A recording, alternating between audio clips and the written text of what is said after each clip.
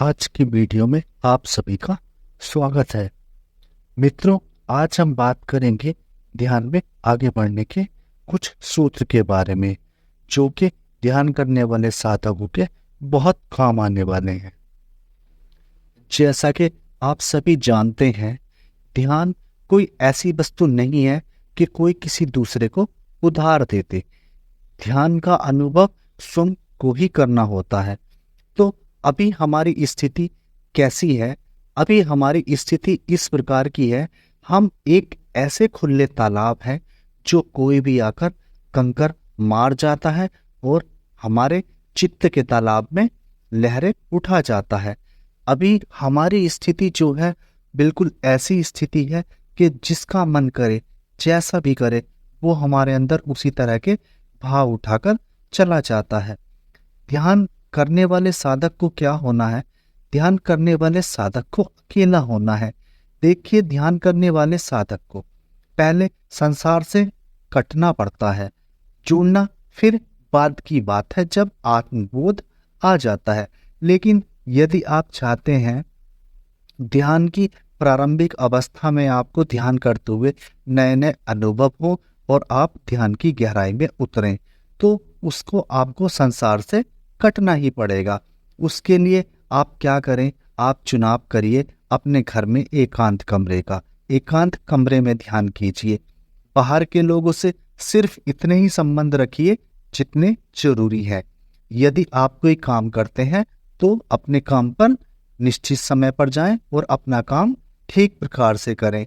कोशिश हमेशा यही करें कि फालतू लोगों से ना बात की जाए, फालतू लोगों से ना बोला जाए, कि अपने समय को व्यर्थ ना किया जाए। क्योंकि ऐसा होता है, हमारे इस प्रकार के माहौल आजकल हमारे सामने है, जहाँ चार दोस्त बैठे हैं, वो अपनी अलग ही सांसारिक बात करते हैं। तो वो जिस तरह की बात भी कर रहे हैं, वो क्या है, वो हमारे दिमाग में उस प्रकार के विचार डाल देते हैं। तो कहने का सारांश सिर्फ इतना ही है, ध्यान करने वाले साधक के लिए जब भी वो बाहर की दुनिया में जाए, तो बाहर से जो लोग उसके चित्त में कंकर मार रहे हैं, जो उसके भीतर विचार डाल रहे हैं, वो उन विचारों से बचे। कोशिश हमेशा यही करनी है कि वो जो विचार लोग उसके भीतर डाल रहे हैं उनसे थोड़ा बचे और ऐसे लोगों से दूरी बनाए।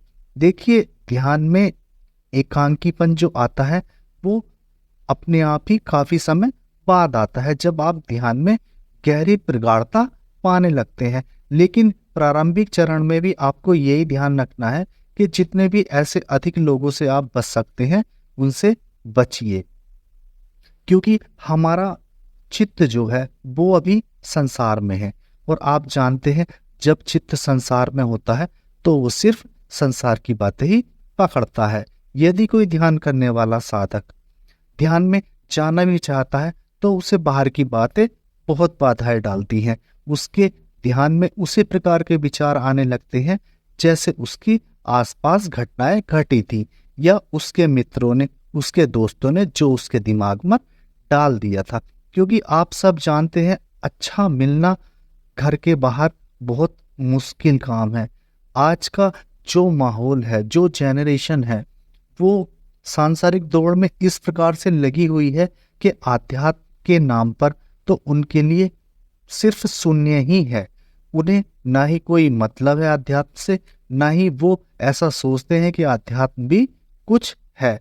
तो ध्यान करने वाले साधक को अपने को शांत रखना है, एकांत में रखना है और ऐसे लोगों से बचना है। देखिए, जब आपका कमल खिलेगा तो स्वतः ही लोगों को दिखाई देगा और उसकी महक भी आएगी। आप में अनेक साधक ऐसे हैं जो ध्यान भी करते हैं और बाहर की बातों में भी अधिक रस लेते हैं। लेकिन आपको क्या करना है? आपको बाहर की बातों में रस कम लेना है और ध्यान अधिक करना है। आप अपने आप को खुला मत छोड़िए, आप खुद को बंद करना सीखिए।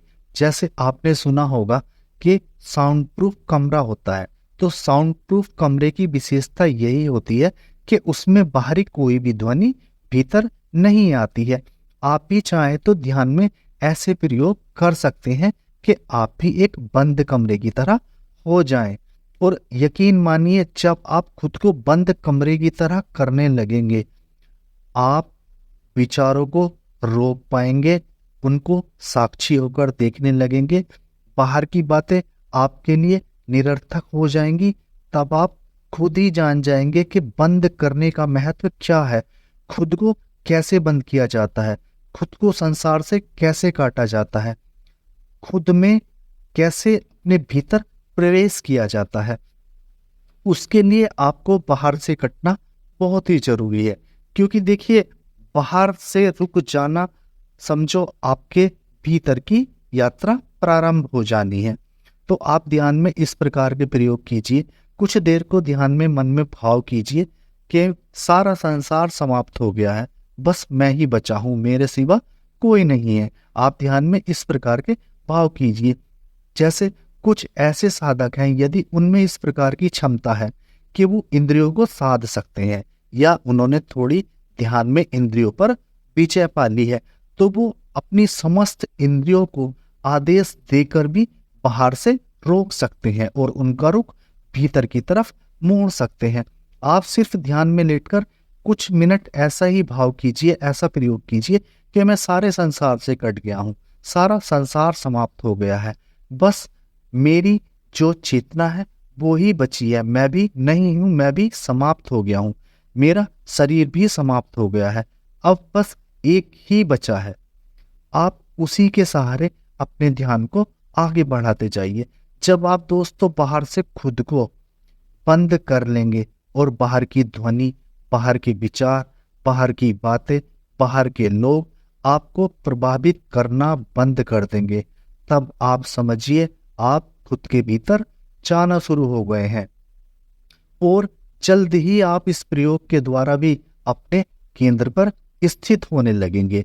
और जब केंद्र पर स्थित होने के बाद जो जीवन जीने का आनंद है वो बहुत ही सुखद पल है, क्योंकि जब ऐसे भाव मन में जाग जाते हैं तो मित्रों मृत्यु का बोध भी समाप्त हो जाता है। फिर मृत्यु भी साधक को नहीं घबराती है, साधक मृत्यु से भी नहीं डरता है। मित्रों ध्यान अनंत है, ध्यान गूढ़ है, ध्यान के इतने रहस्य हैं कि कोई व्यक्ति पूर्णतः खोल भी नहीं सकता है। लेकिन जब आप खुद को बंद करने की कला सीख लेंगे, आप सिर्फ कुछ दिन प्रयोग करके देखिए इस कला का, यकीन मानिए आपको निश्चित ही लाभ मिलेगा। जब आप स्वयं के केंद्र पर स्थित होने लगेंगे तब आपको इस बात का अर्थ बिल्कुल साफ साफ व स्पष्ट तौर पर समझ में आएगा कि केंद्र पर स्थित होने का मतलब क्या है। फिर उस स्थिति में आप ध्यान के लिए नहीं भी बैठेंगे तब भी कोई बात नहीं है। फिर आपका ध्यान सतत चलेगा, निरंतर चलेगा, 24 घंटे चलेगा। आपको कोई विशेष प्रयोजन करने की जरूरत नहीं पड़ेगी। साधक मित्रों, आज की इस रहस्यमय चर्चा को यहीं पे समाप्त करता हूँ। संपूर्ण अस्तित्व को मेरा प्रणाम।